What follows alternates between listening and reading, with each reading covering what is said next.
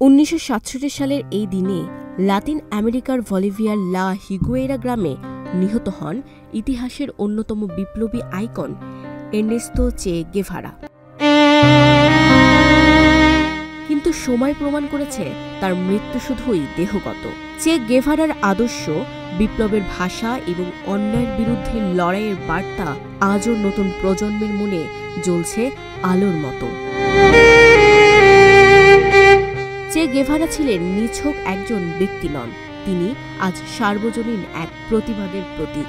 Latin America থেকে মধ্যপ্রাচ্য, দক্ষিণ এশিয়া থেকে আফ্রিকা, যেখানেই তরুণরা শোষণের বিরুদ্ধে রুখে দাঁড়ায়, সেখানেই যেন নতুন করে জন্ম নেয় চে।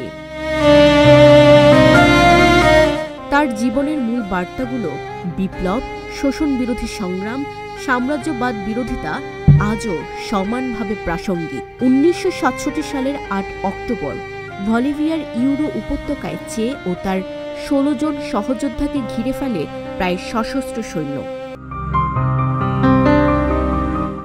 দীর্ঘ 8 ঘণ্টার লড়াই শেষে চে গেভারা আহত অবস্থায় বন্দী হন এবং পরদিন অর্থাৎ 9 অক্টোবর তাকে হত্যা করা হয়।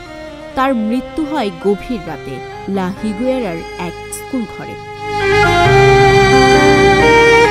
চে মৃত্যুর আগে সহযোদ্ধাদের উদ্দেশ্যে বলেছিলেন, ওদের সঙ্গে যুদ্ধ করতে করতে আমার প্রিয় M2 রাইফেল অকেজো হয়ে গেছে। তবে আমার পরাজয় এই নয় যে বিজয় অর্জন সম্ভব নয়। ফিদেলকে বলো, আমার মৃত্যুতে বিপ্লব পরাজিত হয়নি, বিপ্লবের মৃত্যু নেই।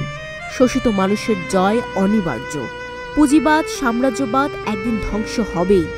বিদায় চে।